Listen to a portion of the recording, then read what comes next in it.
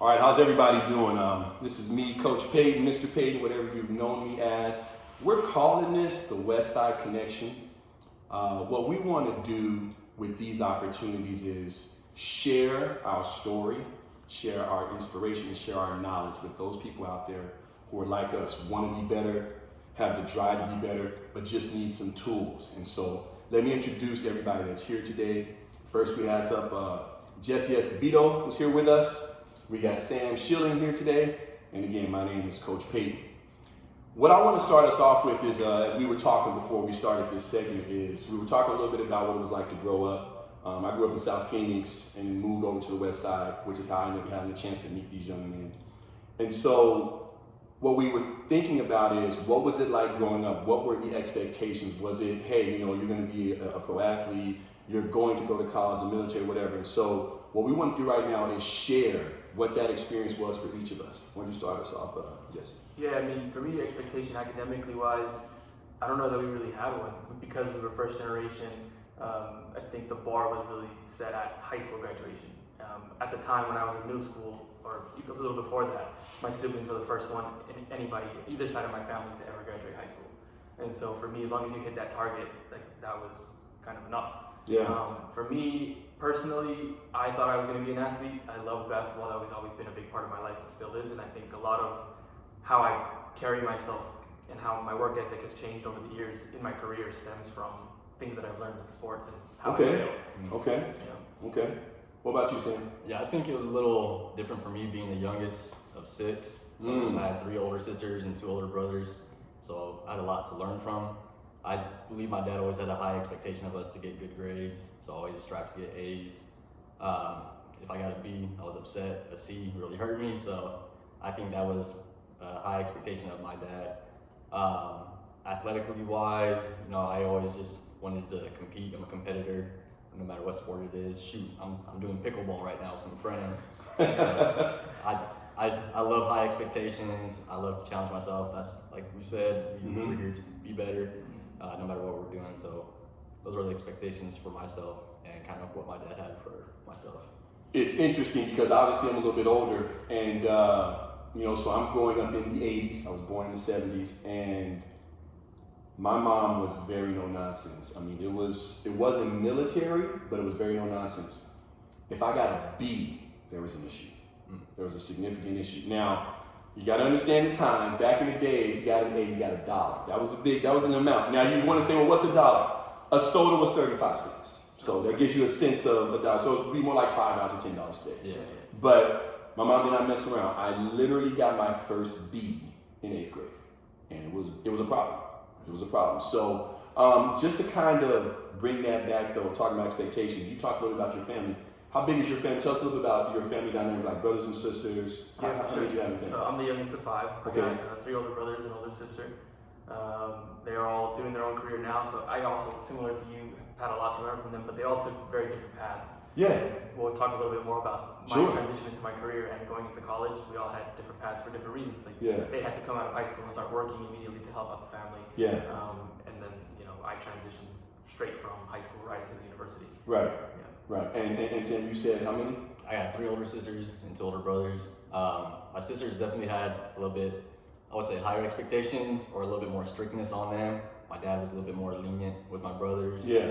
I don't know if that's just how it works with No, but that's what I'm saying. It's significant. Yeah. Where we fall in the family definitely changes our expectations. Right. Yeah. So now, if you really want to get technical, I'm considered to be the second first oldest because there's a big gap. So my older brother is 10 years older. Wow. My older sister is 7 years older, and then there's a big gap. Then there's me and my younger sister. So if you really look at these dynamics, when you look at counseling and psychology, I'll say that. So we're a different group and they're a different group. But it's true. The expectations on them were completely different. They were born in the 60s. You know what I'm saying? So it's a very different dynamic, and I think that matters. And so where I want to go next with this is, so here's where the expectations, that's what we hoped or what we were thinking might happen.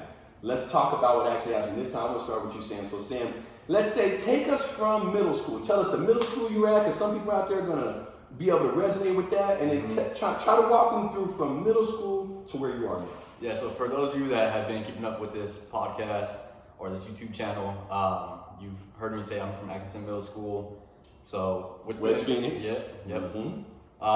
So at Atkinson, again, I was the youngest to go there. All my siblings went there, I believe. I'm not sure about my oldest sister. She may have went to Desert Sands. Okay. But I was always the most athletic one in the family. So I was always doing football, cross country, track. Never did basketball in middle school, but I eventually started doing it in high school. So there's that side of it. And academically, I was within the gifted programs. At Atkinson, I was in the honors classes, and I transitioned into high school where I continued taking those honor classes. So that was kind of my middle school era. Nothing crazy, but still I was doing things I enjoyed, still having fun, enjoying being a kid. So that was my middle school experience. So keep us going. So high school, so like, answer me this. How were your siblings about your development? Were they supportive? Were they just so busy working? Like, tell me about that part of it as well. My sisters are a little bit older than the boys, so they're kind of more older, more mature. They all graduated high school while we were in middle school. I feel like I've always been the inspiration of the family, I should say. You know, everyone had high hopes. I agree with that. They saw that I was really dedicated to what I did. So when I got into high school, I tried the football route. It didn't work out for me. That transitioned to what my calling was with running. So I got into cross country, and they saw I was really invested in that. They all supported me throughout that. They were all at my meets. They were all there for whenever I had an event. Basketball-wise, I always went to the games. I know you've seen some of them on the sidelines, you two as well, since we played together. So they were always very supportive of me, being the youngest. You know, I'm the baby of the family. So I feel like the baby gets a little bit more love. No doubt.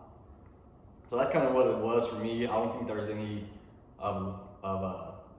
type of hard feelings like, oh, he gets more attention or anything. Okay. I don't think there's any of that. I feel like everyone within my family were very close-knit, very supportive of each other. I mean, my sisters had kids at a younger age, but it never really affected anything, I would say. Maybe I was too young to understand if it did, so I'm not gonna be too short on that. But from what I've seen, I've been an uncle since I was 3 years old, and I don't think that really affected anything. My sisters, they're all married, they all have families, you know, they all have a career going for them. My brothers, they're still trying to figure things out, so again, that I don't know if that leniency on the boys took a toll. Okay. But for me, obviously, it didn't. I got a good career going for myself as a teacher, as an educator, and a coach. So I don't think there's anything that kind of happened with me like did with my brothers. So that's kind of what my journey was with my siblings and my family. My dad always made an effort to go to everything I did. He supported me through everything. So I had a very good support system as an athlete and as a student. Again, in honors classes, in National Honor Society, I averaged a 4.3 GPA when I graduated. Oh man, you said that, you know Jesse's gonna share his now. Yeah, he got me beat. That's right. You always set the bar. You know.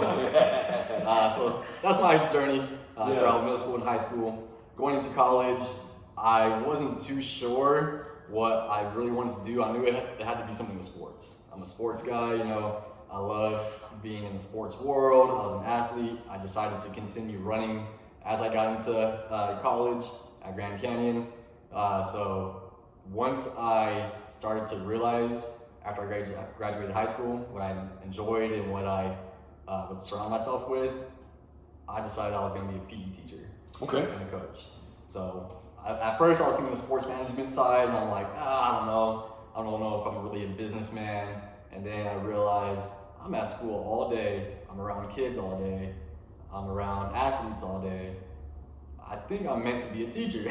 So I figured that out a week or 2 weeks before college started, and I messaged my counselor, whoever the person was. I was like, this is what I want to do. And so that took me on my route to being a PE teacher, got a job right away, and been loving it ever since. All right, similarly, Jesse, tell me about, you know, your actual story and your siblings or in your parents' role in that. Yeah, so similar to Sammy, I went to Atkinson Middle School. And I was the benefactor of my siblings, similar to you, being a lot older. So my oldest brother's 10 years older, and then it trickles down. My sister being the next sibling to me, she's 5 years older than me. Okay. So I was the baby of the family as well, but like I said, I was the benefactor of them, baby brother. They always looked after baby brother, and I learned different things from my personality and things that I can apply to my career from them. Like my oldest brother is, I think I would learn my charisma from him and like how I interact with people. Okay. My second brother is a serious businessman. That's what he does now. He has an MBA, and he's a financial advisor and among other things. But because of him, he was always serious. He was the stern one. He was the one like, let me see your grades. Like, what are you up to? My third brother was the one that I would compete with, and we would clash heads. Quite a bit as we were younger, even though he was 7 years older than me. We would go at it all the time, in basketball specifically. And then, my sister would take care of me, look after me. So similar to Sammy, I was in honors classes at Atkinson, and then that kind of transitioned into my high school years.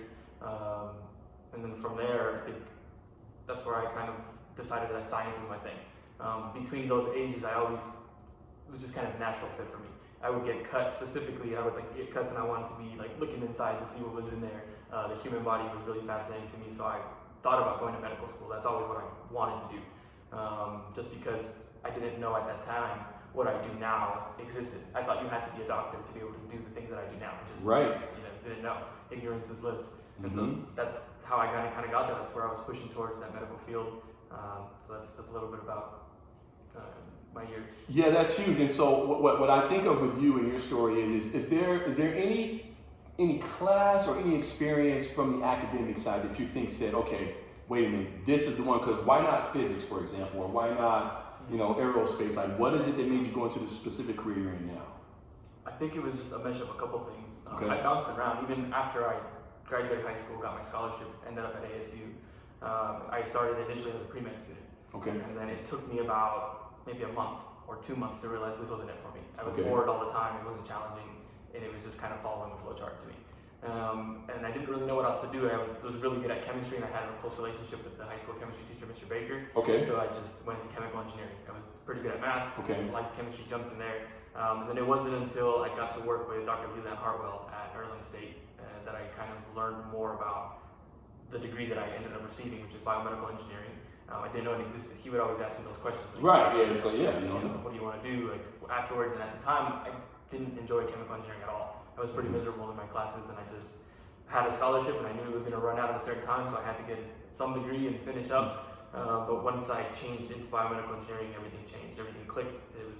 It's where I belong. Really? So you actually thought, you're like, man, I'm in this major, and just it wasn't going the way you thought it would go? Not at all. It wasn't chemistry at all. I thought it was going to be more, material science based, and it was really just process design. It was really just optimization of things, how to waste the least amount of material possible. It wasn't innovative. Yeah, it was just it was not the place. It's like an assembly line. Huh? Yeah, literally, that's exactly what it was. We would draw assembly lines to solve problems. All right. Well, I want to end this segment with this question. I'm going to start with you this time. So, if you were to try to come up with one word, and feel free to explain it, but one word to explain your journey from elementary school, wherever you want to start, say from to where you are now, what would be the word that would best describe that journey? A surprise. Okay. I think that would be it. And why would you say surprise? Just every so often you enter a new phase whether I was in middle school and I thought I was going to be heading in a certain direction. Like at the time I was playing basketball for Atkinson, and that was my passion. I was good at academics, very good at academics, but I didn't really care for it. It was just a natural thing for me. And then I was surprised when I got to high school and everything kind of shaped. My picture started to focus in a little more. And the same thing happened once I arrived at ASU. The picture changed. So every time it was a pivot in a different direction, but it seemed natural each time. So it was just a surprise for me. Surprise. All right. So for you, Sam, what word would best describe, the overall journey? What would it encapsulate? I would say persistence. Okay. I was very persistent in what I wanted to do, in everything I wanted. I eventually was able to achieve. So all glory to God on that. I prayed over it. I worked for it. So I was very persistent in wanting to get good grades, very persistent in wanting to be a varsity athlete in high school. And shout out to Maryvale High School. I don't know if we mentioned it yet. That's where all three of us are from. So I was very persistent in academics, athletics, and then once I figured out what I wanted to be and what I wanted to do career-wise, I was very persistent in getting that job, working within Phoenix Union. I gave up a job in elementary that I had, you know, I was offered a contract and I turned it down. I said, no, thank you. I want to be within the Phoenix Union District, and I ended up getting what I wished for. Yeah, okay, excellent. So we're gonna stop that segment there, and we'll be right back. Yeah. What do you guys think? That was good. I like it. Okay. I think we need to slow down a little bit. Okay. What do you mean? Like,